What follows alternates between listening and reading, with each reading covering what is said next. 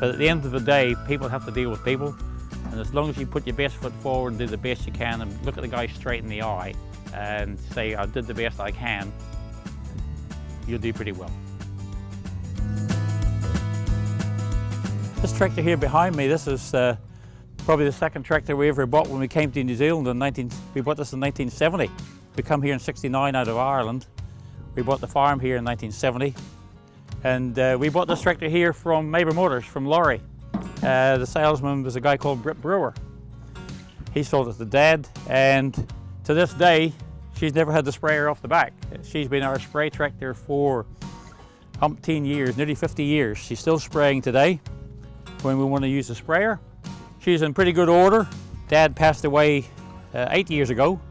He would have been 90. When he was coming up for his 80th birthday, I had said to him, look, there's a few oil leaks in this old girl, Dad. I might take it into work for a couple of weeks and just do a wee job and fix up the oil leaks and get it running nice and sweet again. And so we brought it out on his 80th birthday and had it fully resprayed and painted. And it was like you'd given him a brand new tractor. Really touched about this tractor. She's not leaving this farm real soon. But Dad and us, we spent many hours on this tractor, and us kids in there, when we were like 14, 15, and 16 over here, we were spraying all sides of the hills. These hills up behind us, that was our farm. He moved down to the flat farm where we are now, 15 years later, in the early 80s. So she's a good old girl, starts and runs. You can leave her for 12 months, jump the battery, start her up, and she's away with a fresh petrol. She never misses a beat. She's 1955, excellent model. She's the same age as me. Look at me. I haven't beaten it up like I've beaten up myself.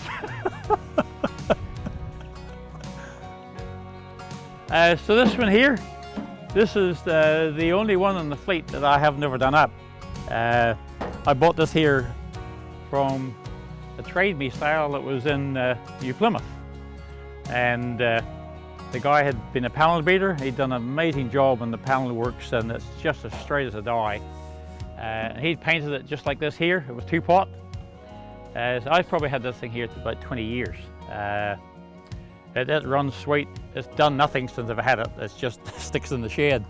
Got a carry-all tray on it that I built up a few months, probably a couple of years ago. Built up the carrier tray. It looks like nice to have a tractor with something on the back, rather than just bare arms, you know. But she's a 12-volt Fergys, the old grey Fergie. They call it the grey Fergie 28. Standard Motor Company engine, same as one behind me. That was a standard petrol. So 1955, they started building these here in Coventry in 1946 with this engine. There's a few varieties going back to the early 1936s and 38s, and they were either Ferguson Browns or Ford Fergusons, as they were known too in some countries in the States. They were sold sometimes as a Ford Ferguson, but they're quite a different, no engine is the same. Like Ferguson always ran the standard engine, which was part of the Triumph group, if you remember Triumph, Standard Vanguard. So I'm going to tell you a story about my mum. So my two grandkids, they were 8 and 6. Whenever they were young, I used to always let them have a drive in the old farmhole, let them have a drive in the Ferguson 28 here. Around Christmas time, there'd be a lot of people about. I remember this year, the kids were saying that they were having a drive, so they all had a drive. I stood nearby while they could drive around. And my mum, she came out, she was 85 at the time. She said to the kids, oh, I used to drive these.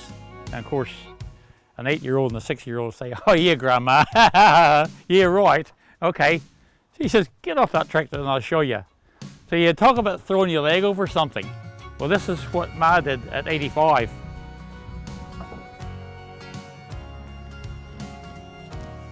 I got in and she started it up and she took it off and she drove around the field.